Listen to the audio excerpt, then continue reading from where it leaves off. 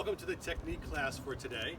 We are focusing on smooth, and our topic is going to be the first two steps in promenade position, and then how that translates into moving three different options from there. So we're going to work in parts. The first part, if I'm in my dance frame, the first part is I place, as a leader, my left foot directly under my elbow, or moving directly towards my elbow. Right, so I step out and I'm under my elbow. I'm not opening out, I'm not going in, directly in line with the elbow.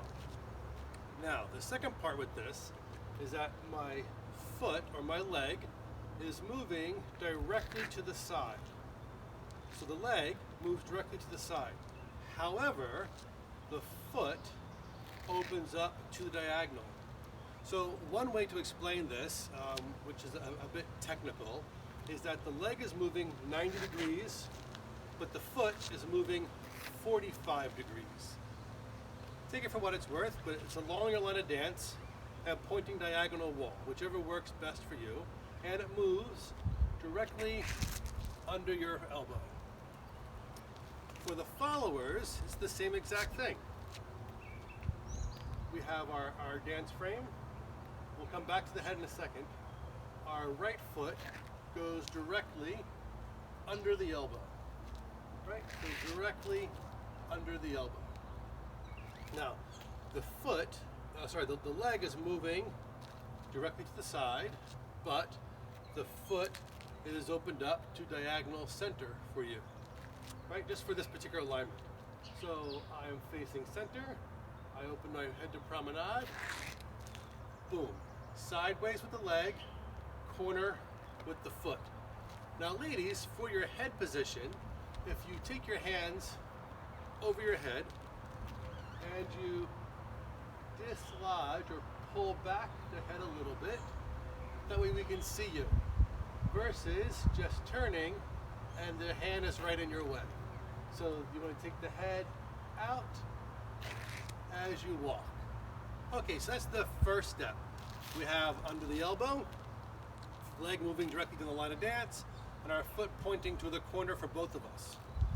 The second step of our promenade, boom, is with the right foot for leaders, forward and then across your standing foot.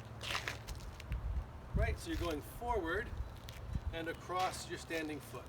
Now, the body position, I got a little ahead of myself. The body position is if the leg is moving 90 degrees, the foot is at 45 degrees, the hips are 45 degrees, but your shoulders are relatively straight towards your partner.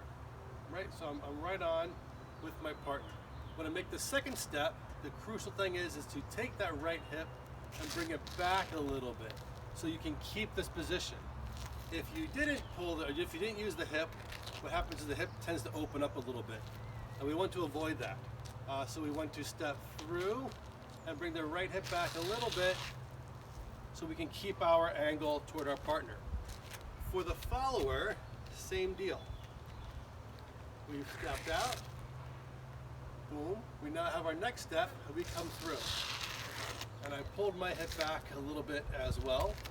And if you're in body contact or not in body contact, you should, with your left leg, be behind the leader's right leg. So we're not trying to end up side by side, we're trying to end up underneath or behind the leg in the crook of the leg. So for followers, we have our walk, we have our cut through the center, and our knee is behind our partner's leg. So this is crucial for a few reasons. One, or actually all three reasons, is that you can feel where your partner is going to go next, and it sets you up in a better position. So as a leader, from this point, right, as I'm taking my weight, I can choose to continue down the line, like say foxtrot, or if I want to bring my partner across me, I now have more leverage to bring her in front of me. Or if I'm going to cut her off, like say for a pivot, I'm in a good position now to swing through. But if I had opened up away from my partner and makes everything else very physical, and it doesn't have to be physical if we've torqued our body a little bit. For the followers, all the same reasons. We walk, we check-ish movement, we feel what he's going to do. If he's going to bring us in front of him, right, we now can swing our side around. If we want to continue down the line, it's easy, just move sideways. Or if he's going to cut in front of you, you can just wait and let him go before you go. However, if you have opened the body up, it makes this next part physical for him, for the leader, to pull you around or to force himself to go around you. So that's our technique class for today. You can go back and review that if you like.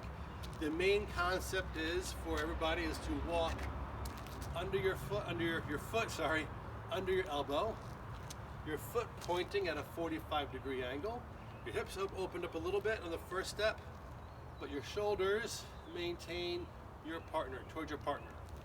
Followers, you walk out under the elbow, your foot toward the 45-degree angle, and your hips are there, your shoulders are towards your partner, and your head is pulled back so we can see you.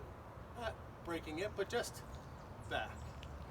Right? And then when you take your second step, keep the same position, which allows your body to wind or unwind depending upon what pattern you're going to do next, whatever he leads.